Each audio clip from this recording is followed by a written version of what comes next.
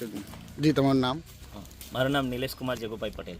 શું પ્રશ્ન થયો છે, શું કેવું છે તમારે? હા સાહેબ, મારી છે ને હું નરેન્દ્ર મોદી જ્યારે વલસાડ આવેલા હતા જુજવા ખાતે, ત્યારે મારા છોકરાઓને મેં મોદી સાહેબને જોવા લઈ ગયા હતો ને સાંજે મારી બેબીએ છે ને મારા વોટ્સઅપ પર સ્ટેટસ મૂકી દીધું હતું.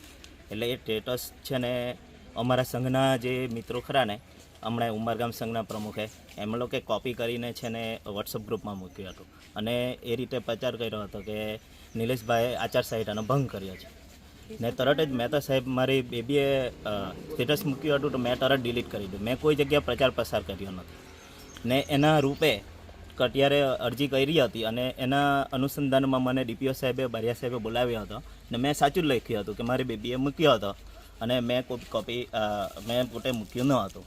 એટલે આચારસંહિતાના ભંગ કારણે મને બારિયા સાહેબે કપરાળા ગોઠવડ શાળામાં મૂક્યો હતો અને મેં મારી સજા 1 વર્ષ ત્યાં 1 વર્ષ મારી સજા ભોગવી અને પુનઃસ્થાપિતનો ઓર્ડર મને સુલિયા પ્રાથમિક શાળામાં કર્યો હતો.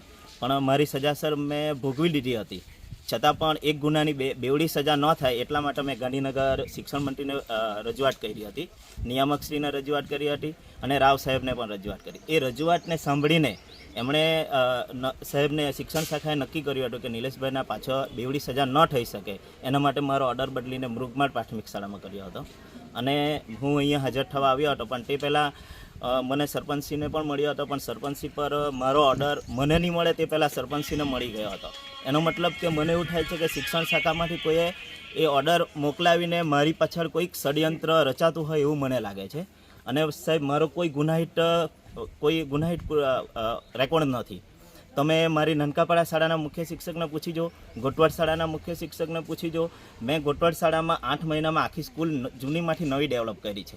એના પેપર કટિંગ પણ છે, બધું જ છે. અને આપણા મંત્રી સાહેબ પણ, આપણા ડીપીઓ ગુરવાની સાહેબ અને ડીપીઓ સાહેબ બધા ઉદ્ઘાટનમાં પણ આવ્યા. એક આખા જ નવા કોન્સેપ્ટ સાથે શાળા બની છે, એનું પેપર કટિંગ પણ થયેલું છે અને જાય. અને મને સર અગાડી પણ મારા પેપર કટિંગ મારા પર ઘણા બધા છે કે મેં બાળકો અને શાળા અને શિક્ષકોના હિતમાં જ કામ કર્યું છે. સર, મને આવું લાગે છે કે મેં આ શિક્ષક સંઘના ભ્રષ્ટાચાર મેં બહાર પાડ્યા હતા. ઉમરગામમાં 2018માં જ્યારે સળંગ સિનિયોરિટીની જે વાત હતી ત્યારે શિક્ષક સંઘના શિક્ષક મિત્રો પરથી 2,500 રૂપિયાનું ઉઘરાણી કરતા હતા. તે 2,500 રૂપિયાની ઉઘરાણી માટે મેં ના પાડી હતી અને મેં કીધું હતું કે મને રસીદ આપો એમ. તો એ લોકો મને રસીદ ન આપી હતી અને એ લોકો 14 થી 15 જણા નનકાપાડા શાળામાં ઇકો ગાડી લઈને મને મારવા માટે આવ્યા હતા અને ચાલુ સ્કૂલે મારવા માટે આવ્યા હતા. એટલે મેં પોલીસ ફરિયાદ કરી હતી અને પોલીસ ફરિયાદ કરતાં એ લોકોને બધાને પોલીસ સ્ટેશનમાં બોલાવવામાં આવ્યા હતા સરીગામ. અને ત્યાં એ લોકોએ કીધું કે અમારી ભૂલ થઈ ગઈ. ડીપીઓ આપણા ટીપીઓ સાહેબ અને બીટ નિરીક્ષકને બધા આવ્યા હતા. મને સમજાવ્યા હતા કે નિલેશભાઈ, આમાં આ બધા શિક્ષકોનું તકલીફ પડશે, એમને પરિવારને તકલીફ છે. તો મેં માનવતાના ધોરણે એમની સાથે સમાધાન કર્યું હતું. એનું લેખિત સમાધાન પણ મારા પર છે. ત્યારથી આ શિક્ષક તે સમયે સાહેબ આખા વલસાડ જિલ્લામાં આશરે 39 લાખ રૂપિયા જેટલા શિક્ષકોને રિટર્ન કરવા પડ્યા હતા મારા લીધે. એટલે મેં શિક્ષકોનું હિત વિચારતો હતો, પણ એ અંગત અદાવતને કારણે મને વારંવાર હેરાન કરવામાં આવે છે, મારા પરિવારને પણ હેરાન કરવામાં આવે છે. મારી સર્વિસ બુક પણ ફાડી નાખી હતી, પણ તેની પણ ટીપીઓએ કોઈ ફરિયાદ, ઉમરગામના ટીપીઓએ કોઈ એમનું કોઈ એક્શન લીધું ન હતું. અને મારા 9, 20, 31નો ગ્રેડ પણ શિક્ષણ શાખાએ કરવાનું હોય છે. એ કામગીરી મેં જાતે કરી હતી અને ગાંધીનગર મેં જાતે સર્વિસ બુક લઈને ગયા હતા. એટલે આ રીતે શિક્ષણ શાખા તરફથી પણ મને આ બધાની મિલીભગતના કારણે મને હેરાનગતિ થાય છે. કારણ કે હું ભ્રષ્ટાચાર વિરોધી લડું છું. આજે એક આપણા વડાપ્રધાનનો નારો છે કે ભ્રષ્ટાચાર ખતમ થવા જોઈએ, પણ એ ભ્રષ્ટાચાર ખરેખર તો મને એવું લાગે છે કે સંઘના કેટલાક મિત્રો જ કરી રહ્યા છે અને અધિકારીઓ પણ અંદર થોડા સામેલ છે. એના કારણે આજે શિક્ષક અને બાળકોનું અહિત થઈ રહ્યું છે. આજે કેટલીઓ ગ્રાન્ટો શાળામાં પૂરેપૂરો ઉપયોગ થતો નથી અને એ બાબતમાં હું ખૂબ વિરોધ કરું છું.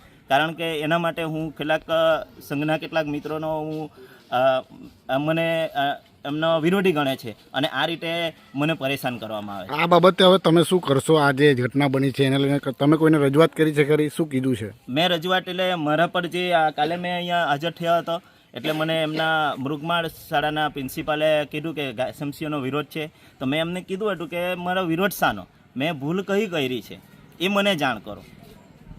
તો મને એવું કંઈ જાણવામાંથી ન મળ્યું અને આ બાબતે મેં રજૂઆત કરી છે. કાલે સાંજે મેં ટીપીઓને પણ ઓફિસમાં મળી આવ્યો છે અને અમને જે લેટર આપ્યો છે મેં કહું મારી અહીંયા સરકારે જે ઓર્ડર થયો છે તે પ્રમાણે શિક્ષણ શાખા તરફથી મને યોગ્ય ન્યાય મળે અને આ વાલી મિત્રોને કે એસએમસીના મિત્રોને ગેરમાર્ગે નહીં દોરે એ માટે હું પ્રાર્થના કરું છું કે ખોટા વાલીઓને ગેરમાર્ગે નહીં દોરે.